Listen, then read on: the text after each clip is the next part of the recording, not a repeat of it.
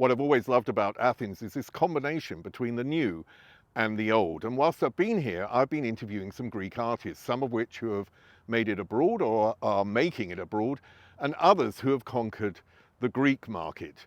Now, this artist, Kid Moxie, is extremely special. And I remember soloing Dave Gahan's voice. That was definitely a very emotional moment to create an alienating soundscape for a city that's so warm and inviting. I just sent him the song and I said, I'm from Greece. I'm a massive fan. He replied within an hour. I was a very small part of movie history that was about to kind of like float around and exist for possibly many years to come. Now don't go away, more from Kid Moxie coming up.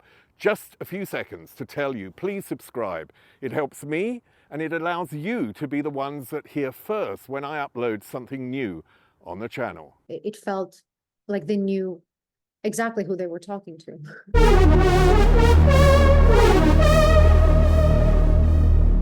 So Kid Moxie, welcome. There you are in Los Angeles. In outer space, rather. Yeah, well, Los Angeles. And here I am in the center of Athens in Kukaki. Does it make you feel homesick?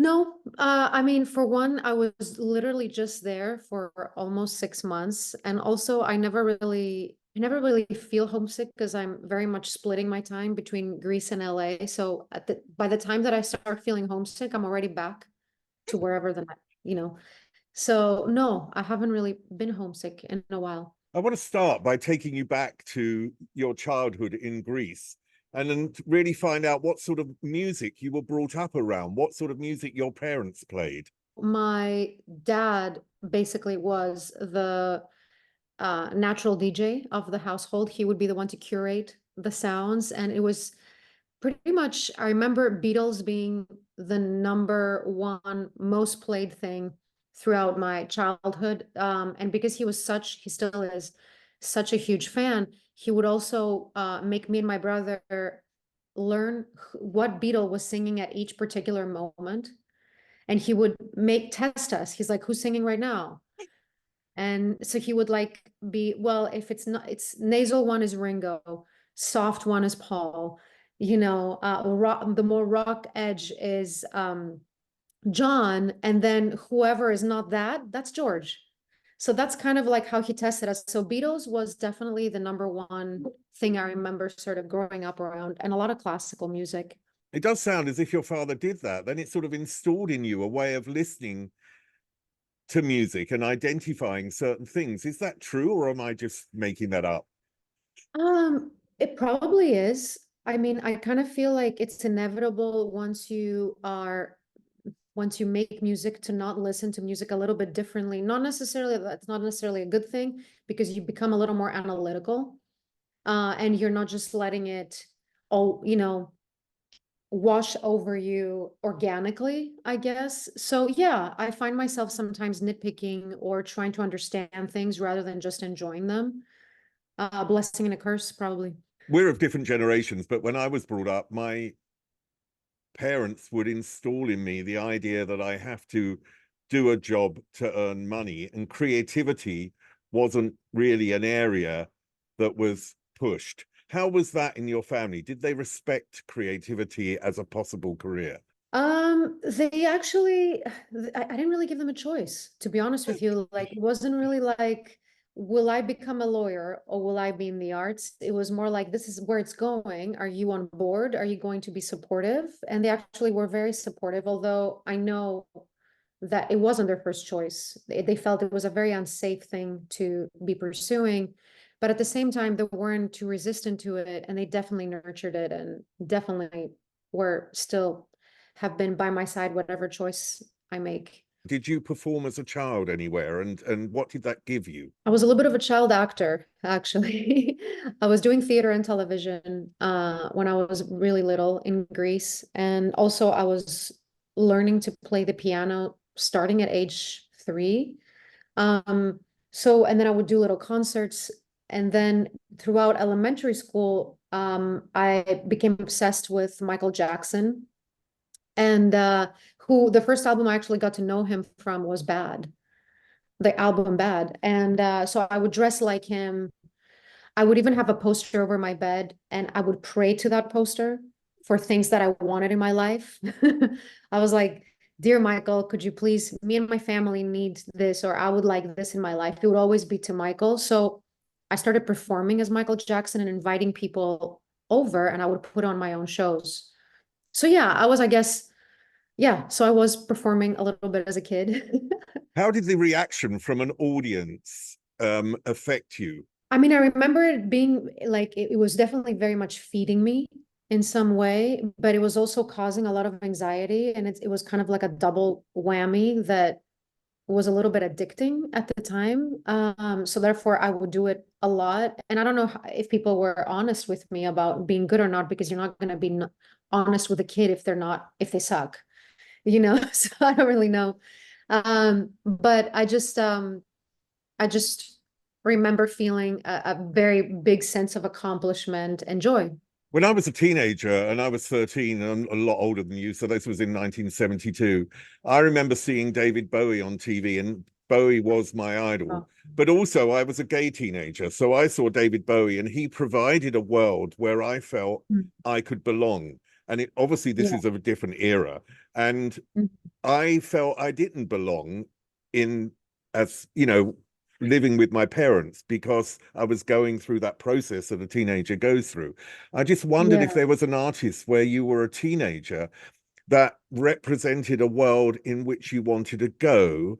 And I think that would have probably been little bit older than when you were into Michael Jackson. Yeah, definitely. I mean, I would say Madonna was definitely somebody that I was like, became obsessed with as more as an early teen because of her sort of outspokenness about sex, and which was very fresh and new to me at the time.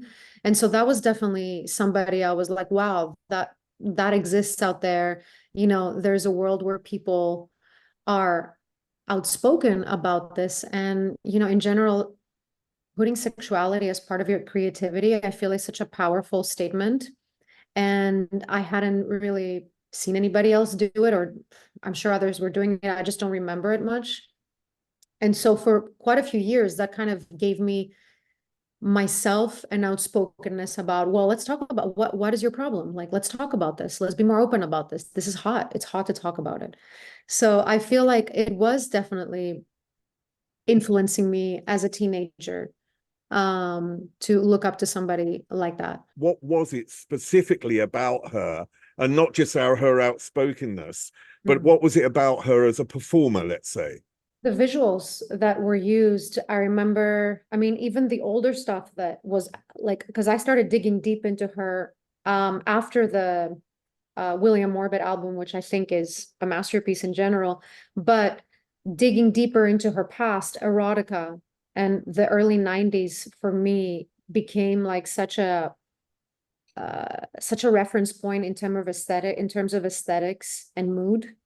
I still, to this day, I was talking to a friend the other day, and we're talking about Madonna, who I haven't been following for a while, but her early 90s years, I feel, are like a bombshell of culture within itself. I mean, I could never get over Justify My Love and erotica and the sex book and that kind of aesthetic that she brought hand in hand, I guess, with the whole like supermodel culture at the time. It just felt like such a powerful era in music and fashion and aesthetics, and she's so closely interweaved with all that. So that particular, maybe 89 probably to 90, 92, 93 Madonna era, I'm like, that's gold. Did that actually then influence you to become, and I mean this in the most positive sense, because I've interviewed Mhm. Madonna and I know how she reacts, I know and you've interviewed every legend there is. and you're going to be the next legend. I can tell. And That's sweet. Madonna is like a sponge. she wants to know every bit of information. You mentioned William Orbit. She asked me in 92, I think it was 92, who she should work with. And I said, William Orbit. He just had an album out. Now, I'm not taking credit because a million people probably said the same thing. But what I found fascinating about her, and I feel that you have the same, because you have so many diverse interests, that you seem to be someone who is able to take information from everyone and bring it into your sphere and use it. Do you believe that's true, how you work? Yeah, I do. It almost sounds vampiric the way, because I always thought of Madonna as a vampire in many senses. The fact that she's ever present, the fact that she has managed to, like you said, get the best out of the artists of her era. Every decade, she will recruit the best to get the best out of them in a very and I mean this in a good way, vampiric way. Um, do I do something similar? For sure, I don't have the same amount of power at this point to recruit exactly the people that I mean I would like she did, but I definitely have that same urge that I'm very much of a solo as far as creating, but I really believe in the power of having a collective of artists, and each contributes their best into almost like a Warhol's factory. Like I'm a big fan of Warhol and the factory and that whole notion. So that's always been a fantasy to have like a creative hub where you bring the best to create. And again, he was a major vampire too. So it comes with, it's a little bit twofold when you talk about getting the best of people, because most of these people actually, I don't feel got the credit they deserved. Anyways, so, but I definitely like to absorb what's happening. And there's definitely very concrete and things that I know I like and that I know that I pull from aesthetically and musically. When did it go from being a childhood actor to someone who makes their own music and composes and becomes a singer as well? When did that actively change? Well, when I came to the States to study, and I was acting at the time, I realized very quickly, because I think LA will do that to you. You realize that you have very little power, when you're an actor. And at the time, I just felt like I needed more power as far as creating my own narrative, because being an actor is like you are being maybe given the chance to audition, maybe given the chance to get the job, to say somebody else's words the way somebody else wants you to, being dressed by somebody else. Like I was like, no, no, no. I want to create my own script, dress myself, create my own parts. So slowly, not too slowly, I guess, within a few 2 or 3 years, I mean, I was in bands, my own bands. I was also playing for other people like Michael Bublé. I was playing bass for him for a while. So I was being more and more part of the band music community here. And I started a band. I was like, this feels way more fun and way more empowering and way more in tune with who I feel like I am in my core, which is to kind of control my destiny a little bit more. And that's kind of where it changed, and Kid Moxie started. It started as a band and very quickly became a solo act, because I realized it's very hard for me to be in a band and have to filter creative ideas through other people. I read an interview where you mentioned Cliff Martinez, who obviously had been a drummer in the Red Hot Chili Peppers and lots of other bands at the beginning. And of course, he created the music for Nicholas Winding Refn's Drive. I presume then you were in Los Angeles by that stage when that film came out.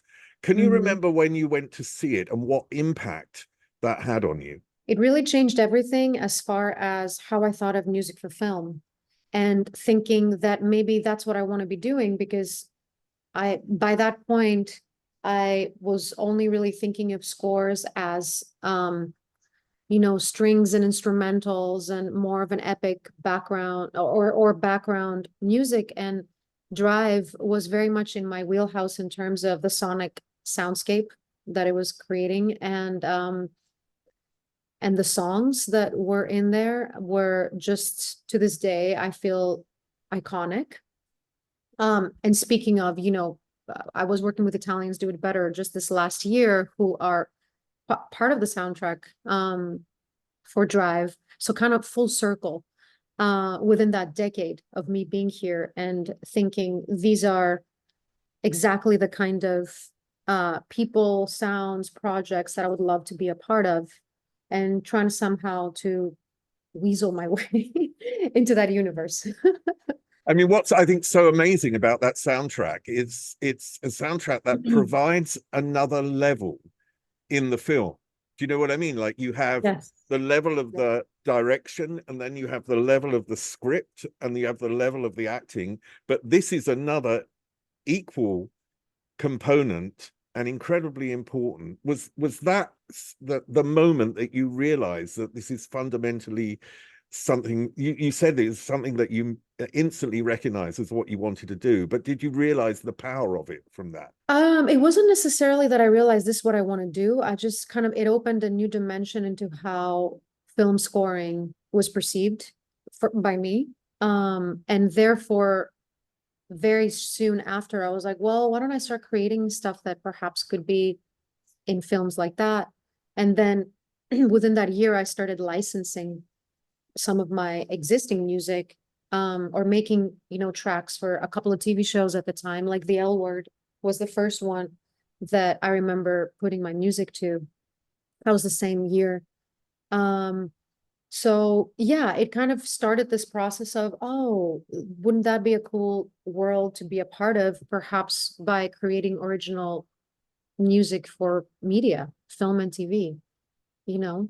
How did your agent react? Because I don't know if you've had the same agent the whole time and that you've sort of moved from one career to another. But do you got an, by the way, you've just sort of reacted, you got an agent when you started creating music and that music got into films? Was that how it I worked? actually I didn't have an agent at the time for music. It was just with acting, and which is also how I got my green card to stay in the States and pursue everything, was through acting at the time.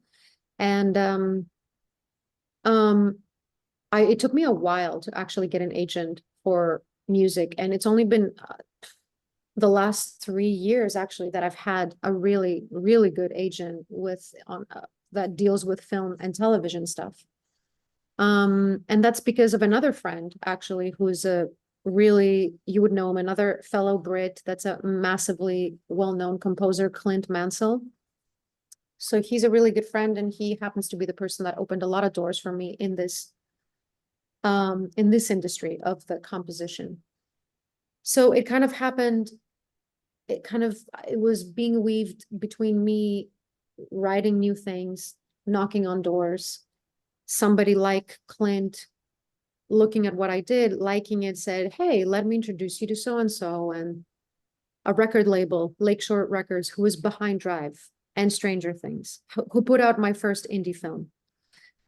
So it just kind of like started being weaved slowly, but well, not surely, just slowly. Because So nothing is certain in this industry. So yeah. how did Angelo Badalamenti come onto the scene and that connection happen? So that's talking about blindly knocking on a door. I was a massive David Lynch, Angelo Badalamenti fan. Mulholland Drive to this day is my favorite film of all times. And it really, talking about changing perspective, like that didn't just shape my aesthetic in terms of music and aesthetics, but also how I see Los Angeles, how you perceive life, connections. Huge game changer that will never cease to be sort of like a focal point of who I am as an artist and probably as a person too. So after I had watched all these films, I became, through a friend, part of the David Lynch Foundation here in LA, which is pretty much a hub where artists create for philanthropic sort of causes. So I was on this compilation. There was a lot of big artists and lesser known artists. I was part of this compilation of songs that the David Lynch Foundation was putting on. And I remember talking to the director at the time of the project, and I said, hey, could I reach out to Angelo Badalamenti? Do you have a contact? He happened to give me his email. And I emailed Angelo a song I was writing at the time for my first real album, actually. That was 7 years ago. And I just sent him the song and I said, I'm from Greece. I'm a massive fan. You know, I can't convey to you how much what you have created within the David Lynch universe has meant to me over the years. And I just felt like I wanted to share this with you. That was kind of like what I said. And he replied within an hour, which I was really surprised that he even responded. And he had some beautiful things to say about what I had sent him. And then I thought that was it. And then he emailed me a couple of days later and he said, are you going to be in New York by any chance next week? Because I'm thinking about something that we might be able to do together. And obviously I wasn't planning to, but I was like, yes, I am definitely going to be in New York next week. And that's how I met him. And we took a beautiful drive in his vintage white Mercedes in Central Park one night. And we talked about Mysteries of Love and how that song came to be and how that was the first one he wrote for and with David Lynch. And it was the 25-year anniversary of Blue Velvet. And he basically said, do you think you want to redo this with me? And that's what happened. And the whole song was re-recorded with an orchestra. And when I went back to LA, I did the vocals for it. And he was very gracious to let me use it as on my first album. And that got a lot of traction. The fact that, that helped me a lot. Yeah, that track really sounded much fuller. So now you said there was with an orchestra, that feeling that you gave it, but it still had the Julie Cruz beauty in it. Do you know what I mean? Although it's not her, it's you, but it still had that in it, which was really a great idea, not to take it so away from the original. Did you feel any fear of doing that? Of course. Of course. I was mortified, equal parts mortified and motivated would be how I felt. I was like, I tend to be pretty OCD when it comes to perfecting something. So I remember actually counting 88 takes of this track, and I remember nitpicking to death. And then, but when I actually ended up sending it back to him for his feedback, I was nervous, but I also felt like I had done the best that I knew I could. Like I couldn't do this any better than what I did. Like if that wasn't going to work out, then it wasn't going to be me. What about the response from Lynch? He loved it. He loved it. And he actually, David Lynch Foundation produced a video for it, and Lynch himself presented that video at this really gorgeous event in downtown LA, the Music of David Lynch, that happened a few years ago. Duran Duran was headlining. So basically all the people that David Lynch had worked with throughout the last, 20 years were there to present their collaborations with him. And I was just a small piece of it, and probably the most recent piece of it. But from Duran Duran to Angelo to Christabel, Moby, Flaming Lips, Licky Lee, Karen O. It was just a crazy thing to be part of. Crazy thing to be part of. That must have been an amazing experience. Amazing. But I have to say the highlight for me was meeting Duran Duran. Apart from David and Angelo, hanging out with Simon Le Bon and Duran Duran was like, yeah, that was the best. Brilliant. You mentioned that, you travel between LA and Greece, and there's many things that you've done here and done in LA.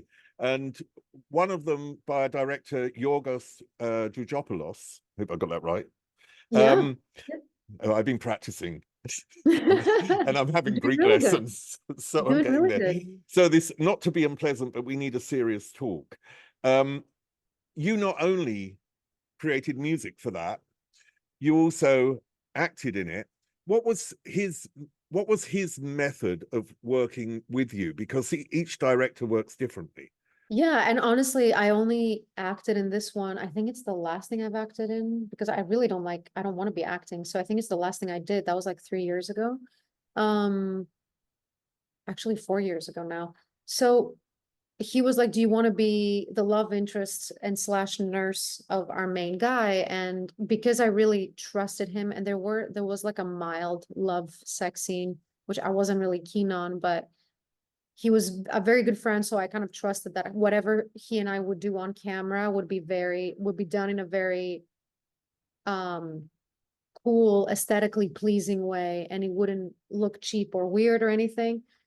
And I mean, as far as a director, he kind of knew what he wanted, both with music and acting. He was very precise. Well, tell And me the what he acting said in terms of music. very understood, like about acting, he was very much about being understated.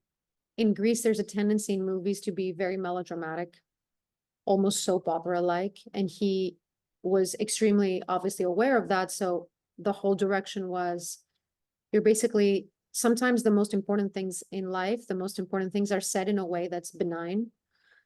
So he was very much about not making, no big reactions, nothing over the top, no makeup, which was, that was what I had more of an issue with. I'm like, what do you mean no makeup?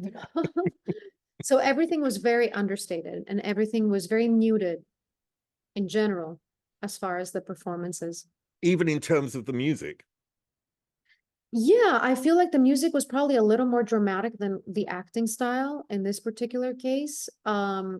But even the music, which is sort of like a sci-fi, esoteric sci-fi score. And when you set that up against Athenian buildings and the Athenian backdrop, which now you're very familiar with, it creates a very different dimension for the city, I feel, because this is not how I am, or most of us that are know Athens, visit Athens, think of Athens. We think of it as much more folklore. We think of it as much more, you're going to hear the bouzouki here and there and somebody screaming on the street. It's not going to alienate you. It's a very warm place. So to create an alienating soundscape for a city that's so warm and inviting, and it's kind of like it's a very famous place. Everybody knows Athens, even if you haven't been to Athens. So I feel it was a very good choice for him to want a score that is going to make us look at Athens in a very different, cold way. Now, I just want to ask you to subscribe to this channel. It helps me and it allows you to be the ones that hear first when I've uploaded something else on the channel. Now, I will continue my Greek odyssey, as it were, over the next few months. It's been a wonderful experience to be here and to really see what is going on culturally. And I hope to bring you some of that over this period. Anyhow, let's get back to Kid Moxie.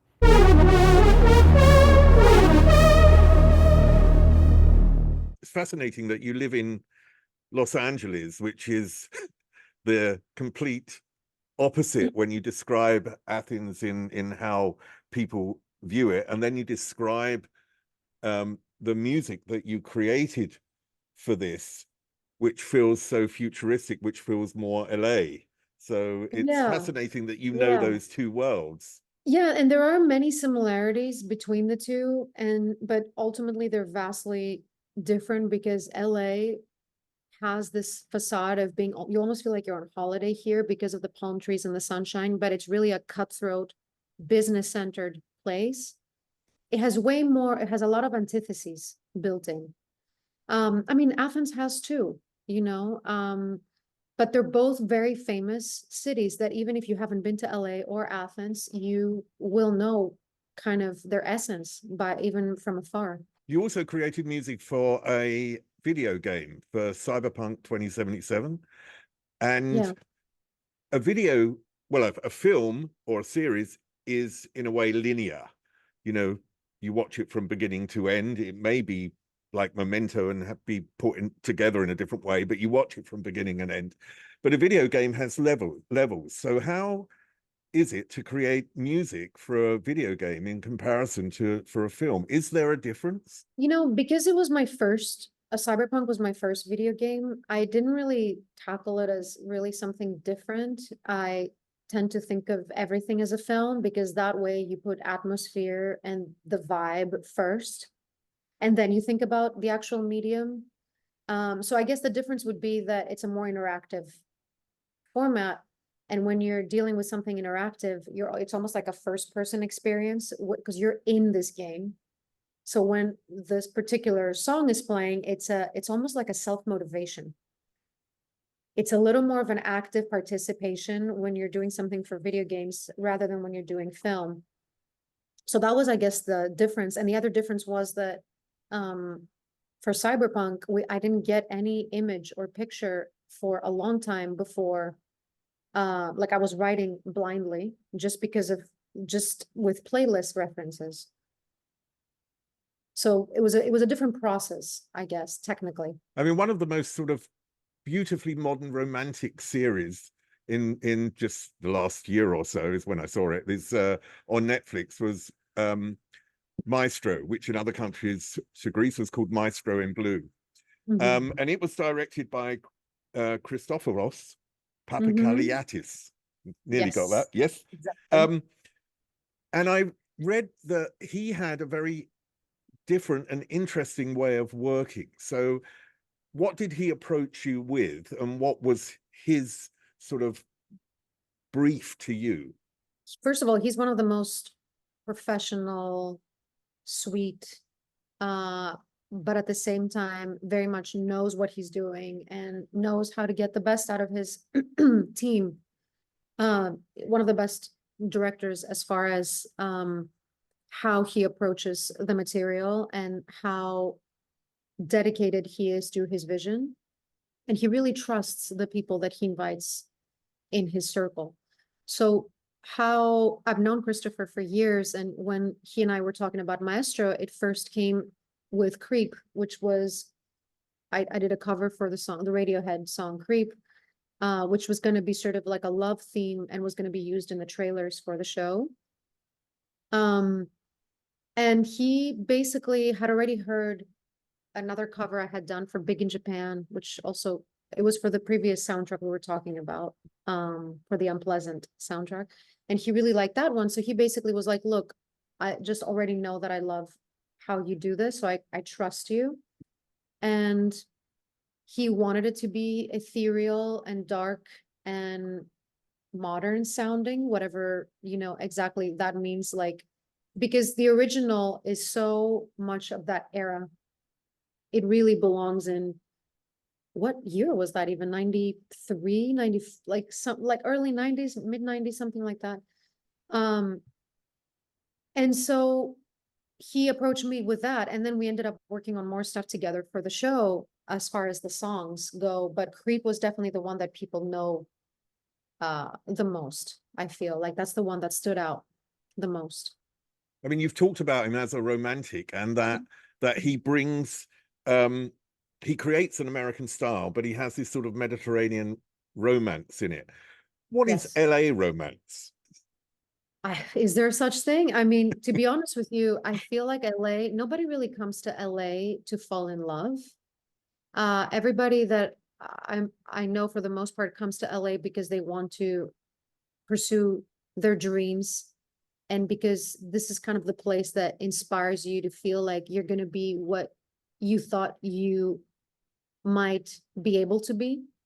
So you're kind of pursuing this fantasy of yourself. It's a very, and when I say narcissistic, it sounds bad, and it is, because that's a big part of what LA is, but it's a very self-fulfilling sort of place that people come to. They don't come here because they want to have a family or settle down or, but obviously there's a lot of dating, a lot of hooking up. Like that's kind of more of LA. It's not so much that you come here to pursue romance. It's not Paris. Not Paris. Is it a lonely place?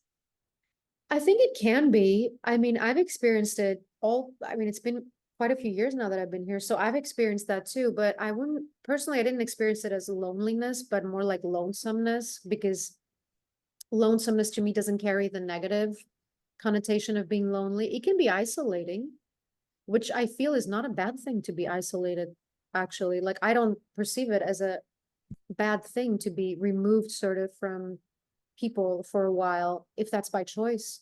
So yeah, it can be isolating because it's a very goal oriented. It's me against the world type of place. Yeah. I mean, being on your own can be a very creative space. The most, in my experience. Actually, that's the most creative when you are completely on your own. Yeah. Now, I want to talk about Better Than Electric because it's an album and a track, but it's sort of a surreal, beautiful song. And you work with maps. So I want to know what that, how that relationship worked, and about the making of the album, and particularly about one track that was a surprising track in my head for you to cover, but a brilliant version, and you made it so different, the AC/DC Thunderstruck. Right. Yeah. Well, Better Than Electric with Maps was one of the most beautiful and effortless collaborations I've ever had with another artist. James started this off by providing all of the guitars and rhythmic elements, and I could just feel at the time that this was more of a transcending song, and to me synths provide a very transcending quality in terms of sound. So I was like, why don't you send me this and I will add synths and melodies on top of it. So it was very much a marriage of our styles in this one song. And it's one of my favorite tracks I've ever actually done, which happened to be also in Maestro, by the way, in a very pivotal scene. Yeah. So that was part of the sound, ended up being part of the soundtrack. Because Christopher loved and was like, can I basically have that for a love theme, for the teacher and the younger student. So yeah, so that was Better Than Electric.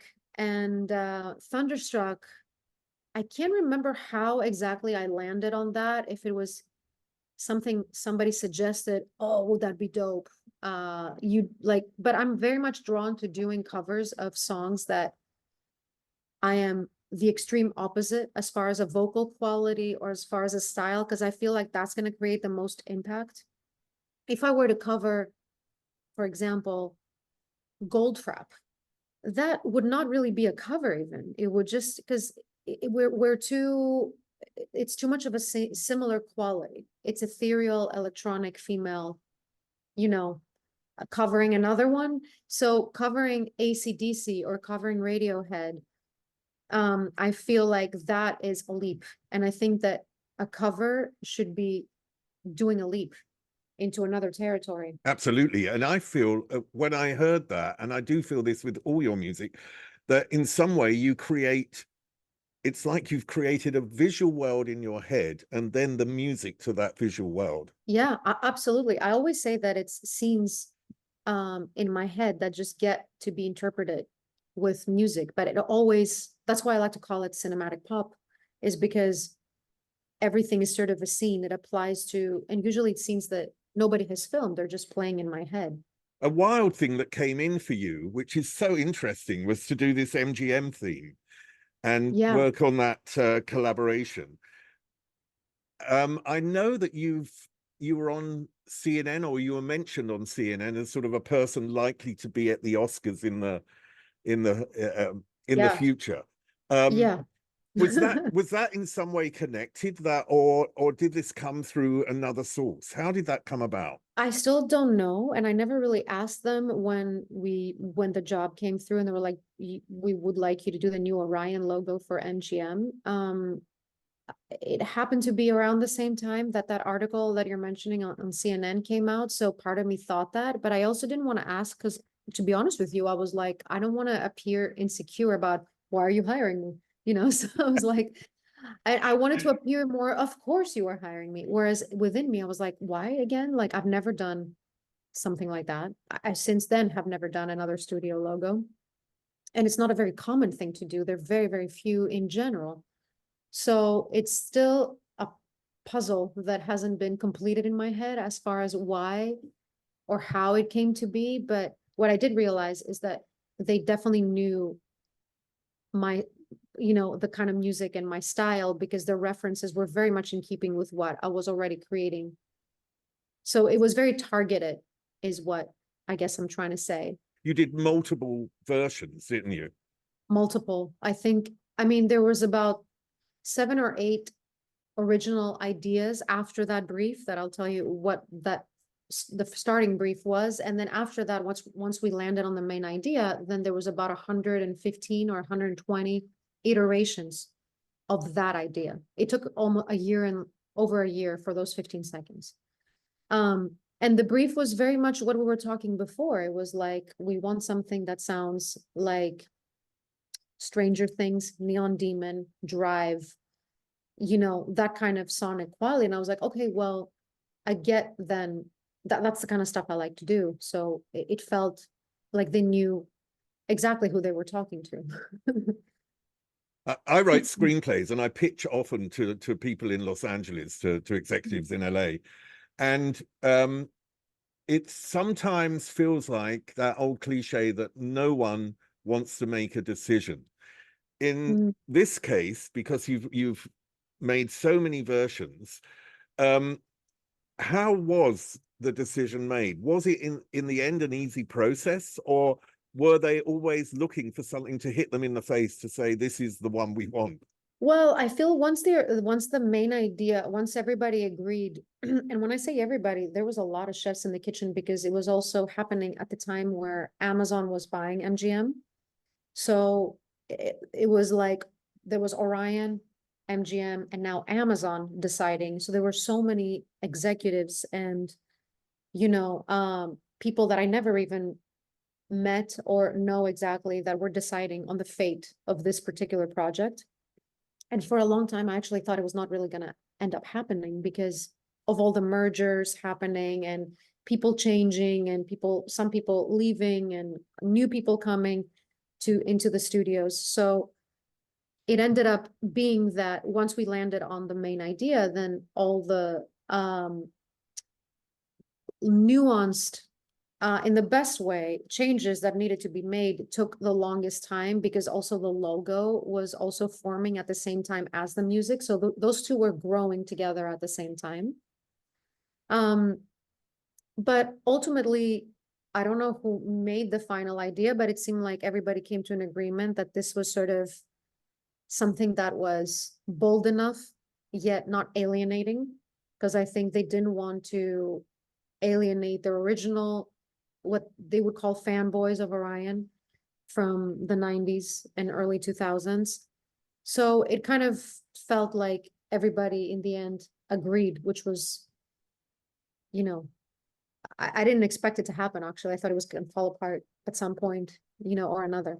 It wasn't hard. It was because the communication was really good, and everybody was very respectful and trusting of each other's work. It just took a really long time and a lot of changing.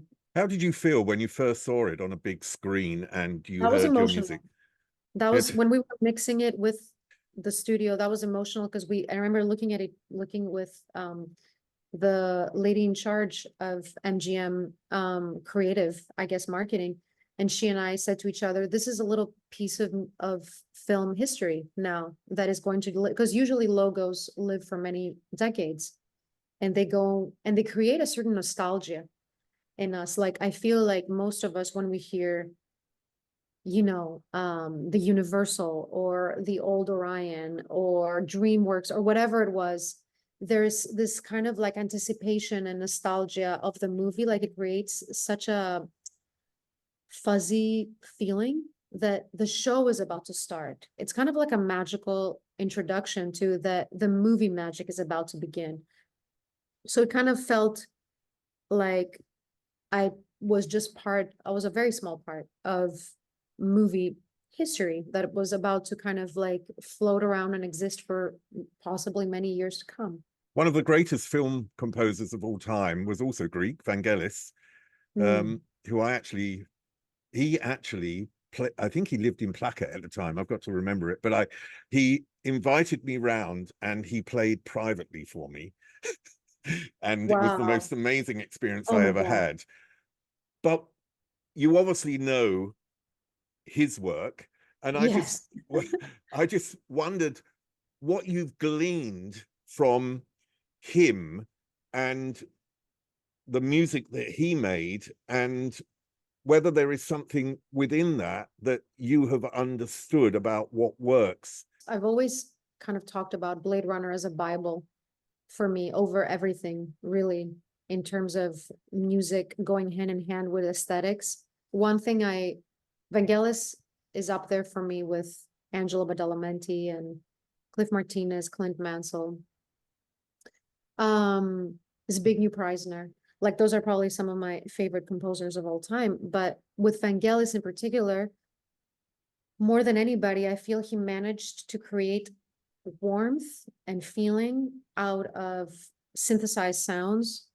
And especially in Blade Runner, that to me was just something so magical that I hadn't really, I don't think I've witnessed to that level since then. So that's why for me, that's the Bible of how with synthesizers and electronic music, you can create so much feeling. Because I think that feeling hooks in sound in scoring have been overlooked, and soundtracks have just been there to serve an image, which they also should be doing that. But I feel like he was creating a parallel world, and they were both feeding off of each other together with the visuals. So yeah, for me, that he's probably the number one for that of his kind. Isn't there a certain identification factor with Vangelis that you almost from the first note, it's Vangelis? That's the other thing that he's managed to do.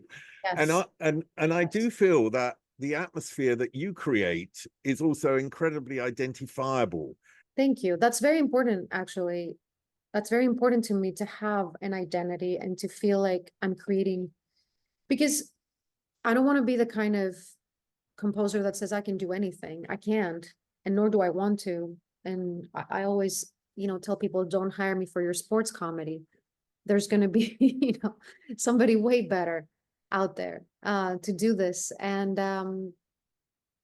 I like creating my own box and put myself, like, my self-inflicted sort of pigeonholing myself and saying that, yes, I love the world of synthesizers, neon noir.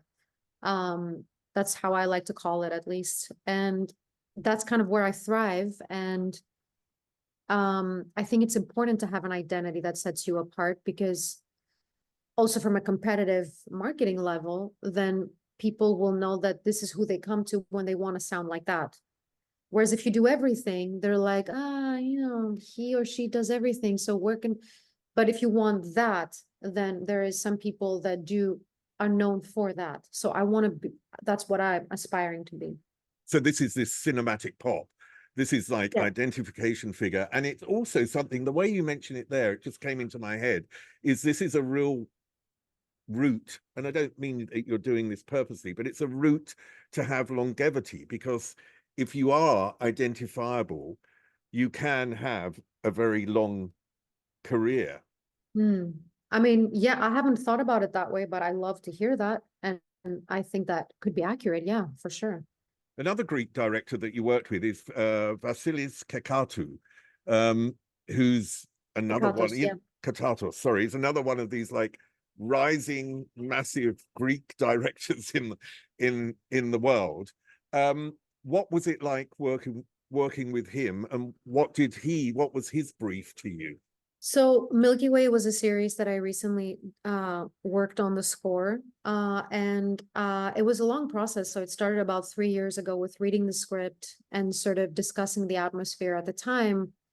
But it's always different when you actually get the footage. So that tend to shift quite a little bit from beginning to how it ended up being in the actual editing room, because there was one way we were thinking about it on paper, and then I mean, it was still adjacent to the original idea, but it definitely had way more inflections and way more sort of different tones to see it live in front of you.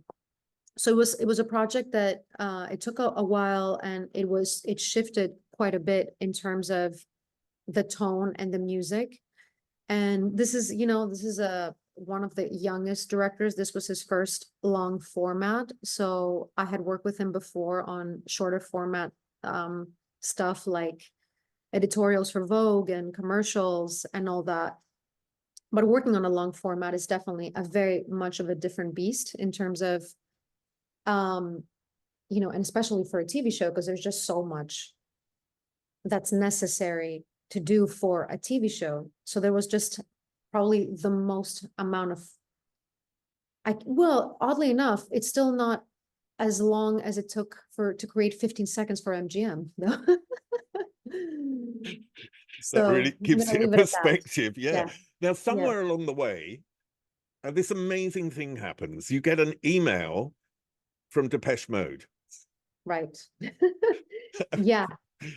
So that was 6 months ago or so. We're going kind of chronologically. It- That was one of the most recent things. Yeah. So last summer, um, I got an email that seemed to be a prank in my head, because even I think a month before that, somebody was asking me on an interview, what would be like your dream collaboration? I'm a massive Depeche Mode fan since I can remember myself.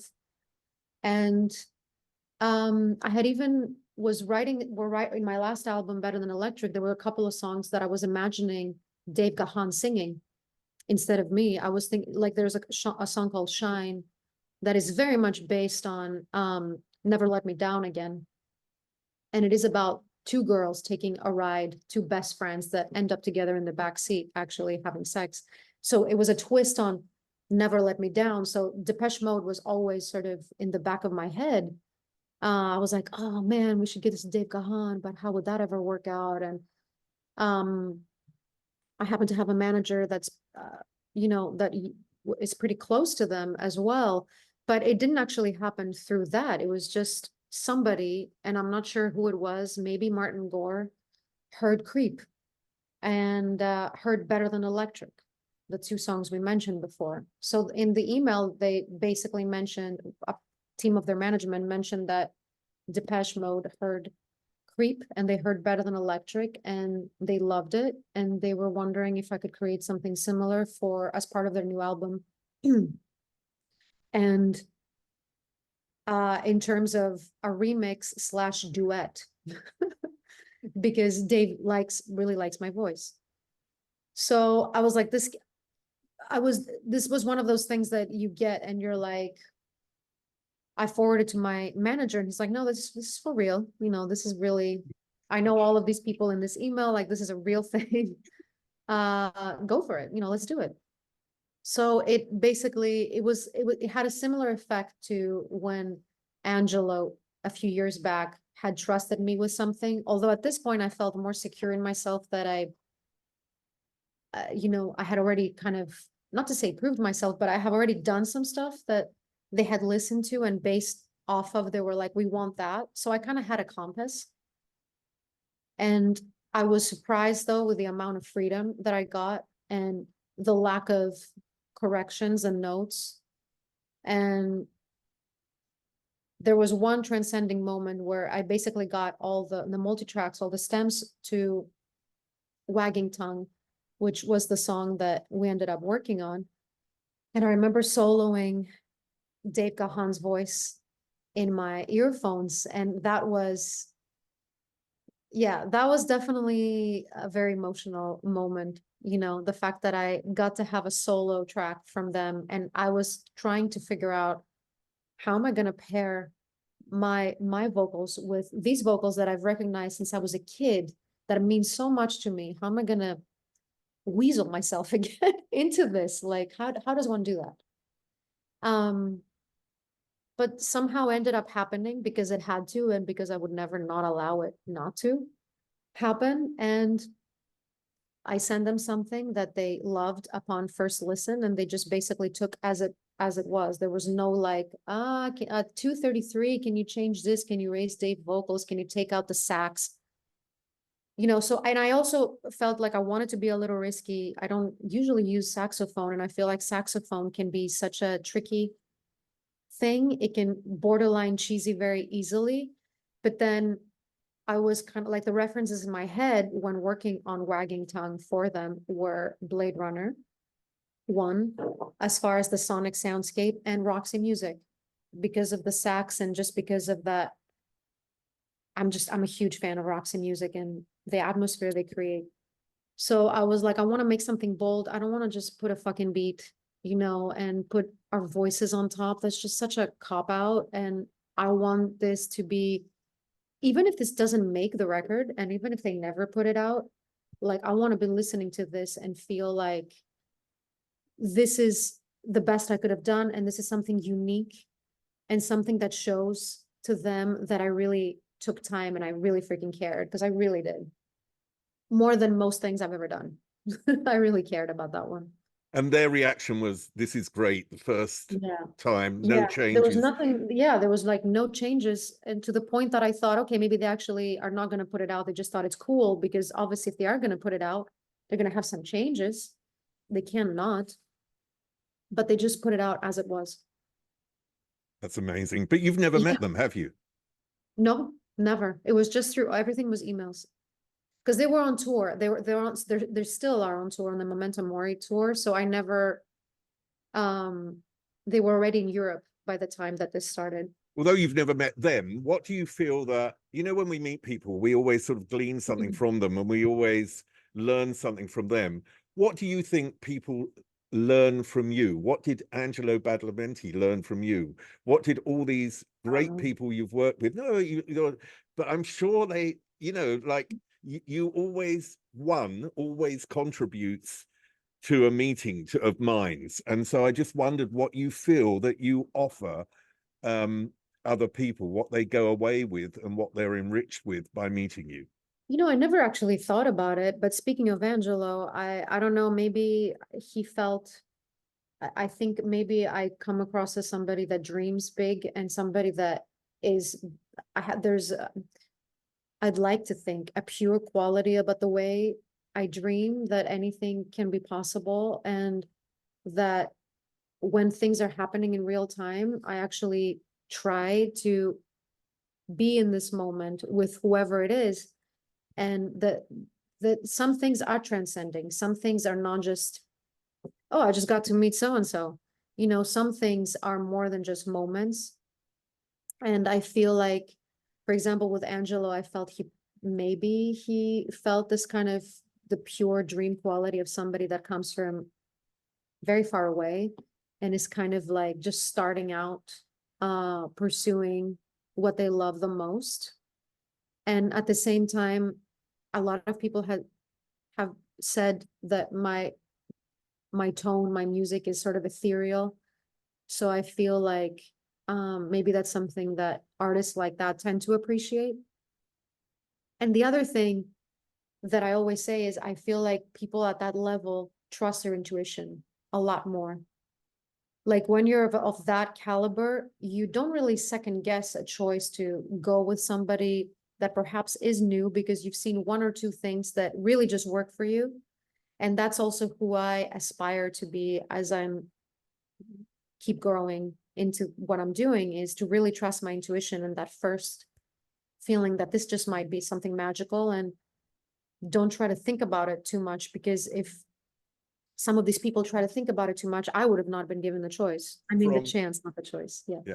You mentioned that arc in your life, the arc, the time that you saw Drive, and you mentioned Italians Do It Better, and how that arc has been sort of fulfilled lately. So tell me about working with Nina, and the EP Lust that you've made together. Yeah, that was honestly one of the most in my head, one of the most beautiful and cohesive in terms of music and sound, music and visuals, collaborations I've ever done. And also the fact that it was hosted by Italians Do It Better. Now Johnny Jewel, who is, we all know who Johnny is, especially if you're into electronic music and soundtracks and the chromatics, and you're of that persuasion. He's very much somebody that is very involved in the merge of visuals and music. And that kind of bled through into the project because visuals and music were very closely intertwined. And this project started with an idea I had about covering J-Lo's Waiting for Tonight and making it into sort of like a synth noir Miami 1984 sort of lustful song between two women.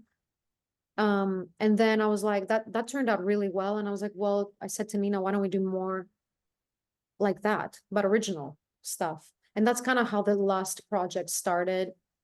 We ended up, I started writing the music in Greece at the time because it was during COVID, and I was there for a while with my co-producer, and then Nina and then I traveled to Germany, and she and I went into studio, wrote all the lyrics, and then she came here to LA and we did all the visuals. So it was kind of like Athens, Berlin, LA. It was like a triangle where music, lyrics, and visuals kind of were all completed into what the project last came to be.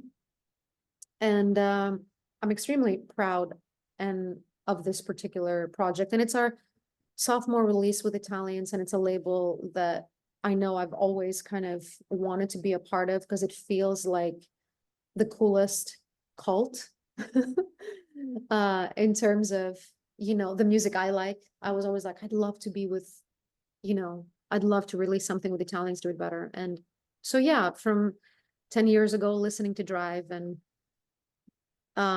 you know, all their songs and their contributions to the soundtrack that really changed everything for me.